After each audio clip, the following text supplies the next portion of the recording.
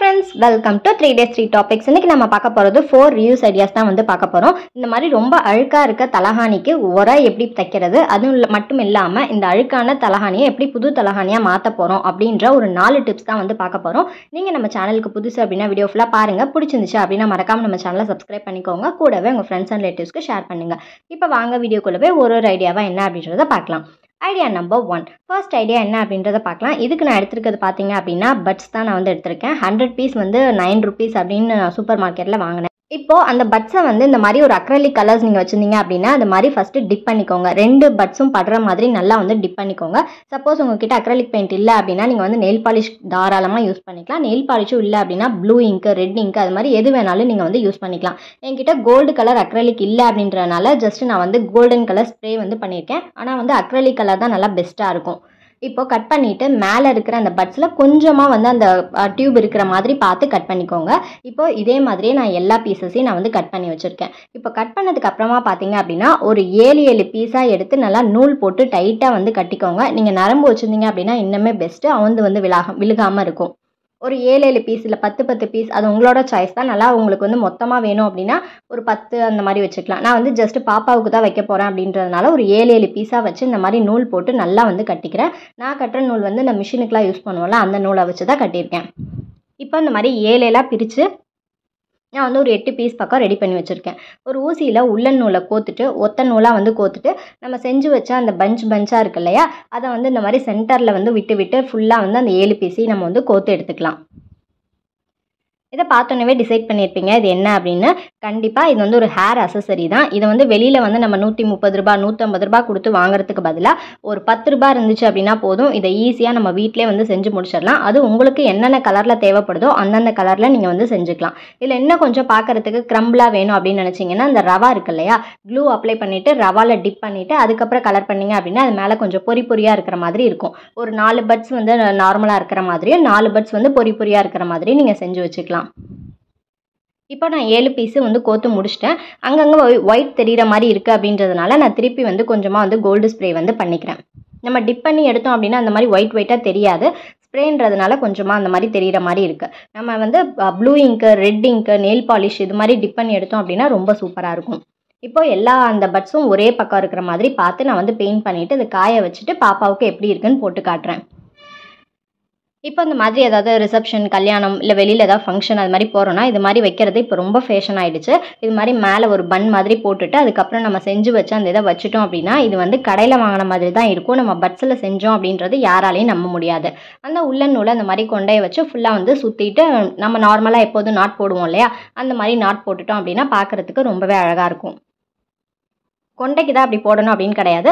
நீங்கள் வந்து ஜடை பின்னிட்டு ஒரு ஜடை பின்னலுக்கும் நடுவில் அந்த பஞ்சஸ் மாதிரி வைப்பாங்கல்ல, அதாக கூட நீங்கள் வந்து யூஸ் பண்ணிக்கலாம். அதுவும் பார்க்குறதுக்கு இன்னும் அழகாக இருக்கும். நீங்கள் எந்த சாரீ வியர் பண்ணிக்கிறீங்களோ அந்த சாரியோட நெயில் பாலிஷ் மேட்சாக இருந்ததுன்னா அதில் டிப் பண்ணிவிட்டு அழகாக ஒரு 5 பின்னல் இருக்குது அப்படின்னா 5 பின்னல்லையும் ஒரு பஞ்சாக நீங்கள் வச்சிட்டிங்க அப்படின்னா பார்க்குறதுக்கு அவ்வளோ அழகாக இருக்கும்.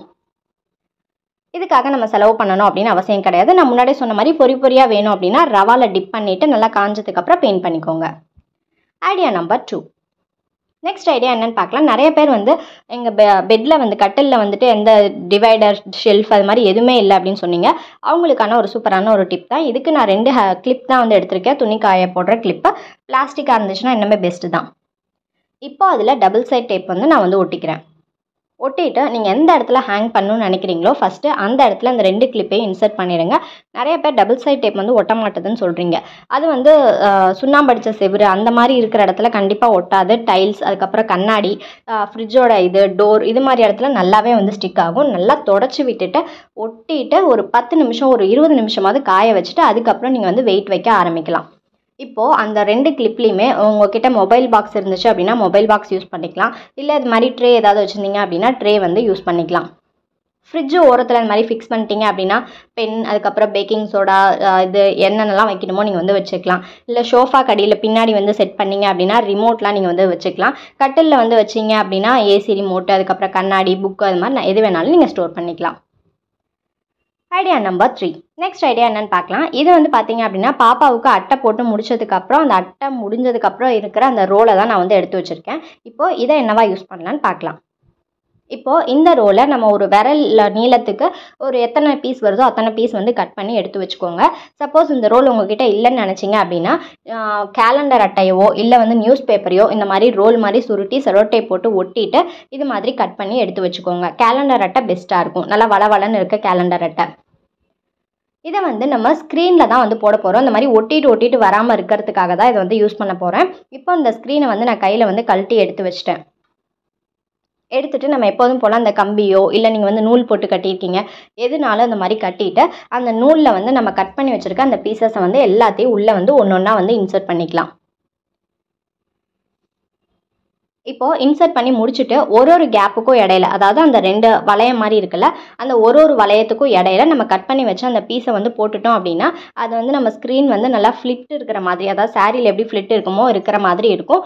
ஒட்டிட்டு பார்க்குறதுக்கு அசிங்கமாக இருக்காது. இதே ஷேப்பில் எப்போதுமே இருக்கும். பார்க்க அவ்வளோ அழகாக இருக்கும். கண்டிப்பாக ட்ரை பண்ணி பாருங்கள், தூக்கி போட்டுறாதீங்க. ஐடியா நம்பர் 4, இதுதான் வந்து ரொம்ப முக்கியமான ஒரு ஐடியா தான். தலகாணி உரை வந்து வாங்கி வேஸ்ட்டாக நம்ம வந்து தூக்கி போட தேவையில்ல. இதுக்கு நான் எடுத்துருக்கிறது பார்த்தீங்க அப்படின்னா ஒரு பழைய நைட்டி தான் நான் வந்து எடுத்திருக்கேன். இப்போ அந்த பழைய நைட்டியில் நம்ம எந்த தலகாணிக்கு உரை வந்து தைக்க போகிறோம்னு நினைக்கிறீங்களோ அந்த தலகாணியை வந்து இந்த மாதிரி சென்டரில் வந்து ப்ளேஸ் பண்ணிவிடுங்க.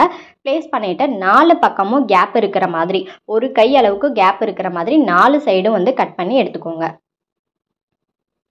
இந்த நைட்டி வந்து ஒயிட் கலராக இருக்குது. இதே கலர் நைட்டியாக இருந்துச்சு அப்படின்னா பார்க்குறதுக்கு இன்னுமே அழகாக இருக்கும். நம்ம தலகாணி உரை எப்படி இருக்குமோ அதே மாதிரியே இருக்கும். பட் என்கிட்ட இருக்கிறதுலே பழசு நைட்டி இதான், அதனால் நான் வந்து இதை எடுத்திருக்கேன். இப்போ கட் பண்ணி முடிச்சதுக்கப்புறம் ஒரு லேயர் எடுத்துகிட்டு நம்ம தலகாணி எந்த தலகாணிக்கு உரை போட போகிறோமோ அந்த தலகாணியை வந்து சென்டரில் ப்ளேஸ் பண்ணிவிடுங்க. ப்ளேஸ் பண்ணிவிட்டு அது மேலே இன்னொரு லேயரை வந்து போட்டுருங்க. போட்டுட்டு இந்த மாதிரி கொஞ்சம் கொஞ்சமாக கேப் விட்டு ஃபுல்லாக வந்து கட் பண்ணிக்கலாம். 4 சைடு கிடையாது, 3 சைடு மட்டும் கட் பண்ணிக்கோங்க. இந்த தலகாணி உரை வந்து கண்டிப்பாக வாஷபிள் தான். நீங்கள் வந்து கழட்டிட்டு திருப்பி வந்து யூஸ் பண்ணிக்கலாம். இப்போ கட் பண்ண அந்த 2ஐயும் சேர்த்து இந்த மாதிரி முடிச்சு வந்து போட்டுக்கோங்க. 3 சைடும் வந்து இதே மாதிரி முடிச்சு வந்து போட்டுக்கோங்க. இப்போ நான் வந்து 3வது சைடும் இதே மாதிரி முடிச்சு வந்து போட்டுக்கிறேன். எந்த அளவுக்கு உங்களுக்கு டைட்டாக வேணும் எப்படி வேணும்னு பார்த்துட்டு அதுக்கேற்ற மாதிரி போட்டுக்கோங்க. இப்போ நான் வந்து 3 சைடு போட்டு முடிச்சிட்டேன். எக்ஸஸாக வந்து இந்த மாதிரி முடிச்சு ரொம்ப நீளமாக இருக்குன்னு நினச்சிங்க அப்படின்னா அது எல்லாத்தையும் கட் பண்ணி எடுத்துடலாம். அடுத்ததாக வந்து லாஸ்ட் ஃபைனல் இந்த 4வது பக்கம் வந்து கரெக்டாக அந்த தலகாணிக்கு நேராக இருக்கிறத மட்டும் வச்சுட்டு மீதி இருக்க எக்ஸஸ் எல்லாத்தையும் கட் பண்ணி எடுத்துடலாம். இப்போது இந்த இதை எப்படி க்ளோஸ் பண்ண போகிறோன்னு பார்த்தீங்க அப்படின்னா ஒரு லேயரை மட்டும் எடுத்துட்டு அந்த தலகாணிக்குள்ளே அந்த மாதிரி இன்சர்ட் பண்ணிவிடுங்க. அடுத்ததாக இன்னொரு லேயர் இருக்கும் இல்லையா, அது அப்படியே வந்து மடித்து விட்டுட்டிங்க அப்படின்னா நம்மளோட தலகாணி உரை வந்து சூப்பராக ரெடி ஆகிடும். 4 பக்கமும் முடிச்சு போட்டோம் அப்படின்னா அதை திருப்பி வந்து நம்மளால் வாஷ் பண்ண முடியாது. அதனால தான் வந்துட்டு நான் 3 பக்கம் மட்டும் இந்த மாதிரி முடிச்சு போட்டுட்டு மீதி இருக்கிற பக்கத்தை நார்மலாக அது மாதிரி மடித்து விட்டுட்டோம் அப்படின்னா நம்ம க்யூட்டான தலகாணி உரை ரொம்ப அழகாக ரெடி ஆகிடும். இதுக்காக நம்ம செலவு பண்ணி காசு போட்டு வாங்கணும் அப்படின்னு அவசியம் கிடையாது. பழைய நைட்டி இருந்துச்சு அப்படின்னா தாராளமாக இது மாதிரி ட்ரை பண்ணி பாருங்கள். சப்போஸ் எனக்கு தலகாணி உரை நிறையா இருக்குது, உள்ளே இருக்கிற அந்த இதுதான் வந்துட்டு ரொம்ப அழுக்காக இருக்குது அப்படின்னு நீங்கள் நினச்சிங்கன்னா இதை வந்து நீங்கள் இன்னர் உரை, அதாவது உள்ளார ஒரு உரை போட்டு வெளியிலேயும் ஒரு உரை யூஸ் பண்ணுவோம் இல்லையா, அந்த மாதிரி உரையாக கூட நீங்கள் வந்து யூஸ் பண்ணிக்கலாம். அதுவும் நம்ம காசு போட்டு தான் வாங்குவோம். அந்த மாதிரி உரை வந்து போட்டுட்டு அழுக்காகாமல் இருக்கிறதுக்காக அந்த உரை போட்டுட்டு அதுக்கப்புறம் கூட நீங்கள் வந்து யூஸ் பண்ணிக்கலாம். இது வாஷபிள் தான். இந்த மாதிரி கழட்டிட்டு வாஷ் பண்ணிவிட்டு அதுக்கப்புறம் நீங்கள் நார்மலாக எப்போதும் தலகாணிக்கு எப்படி உரை போடுவீங்களோ அதே மாதிரியே போட்டுக்கலாம். ஆக்சுவலாக நான் உரை தைச்சது இந்த தலகாணிக்கு தான் நான் வந்து உரை வந்து தைச்சிருக்கேன். இப்போ ஃபுல்லாக வந்து போட்டு கம்ப்ளீட் பண்ணிட்டோம் அப்படின்னா நம்மளோட தலகாணி உரை வந்து ரெடி ஆகிடும். இல்லை ரொம்ப அழுக்காக இருக்குது, இது மாதிரி ரொம்ப மோசமாக தலகாணி உரை இருக்குது, ஆனால் உள்ளே இருக்கிற பஞ்சு வந்து ரொம்ப குவாலிட்டியாக இருக்குன்னு நினச்சிங்கன்னா இந்த மேலே இருக்க லேயரை அப்படியே கட் பண்ணி எடுத்துகிட்டு நம்ம செஞ்சு வச்ச தலகாணி உரை இது மேலே போட்டுட்டு அதுக்கப்புறம் இன்னொரு உரை போட்டிங்க அப்படின்னா புதுசு மாதிரி ஆகிடும். தேங்க்ஸ் ஃபார் வாட்சிங்.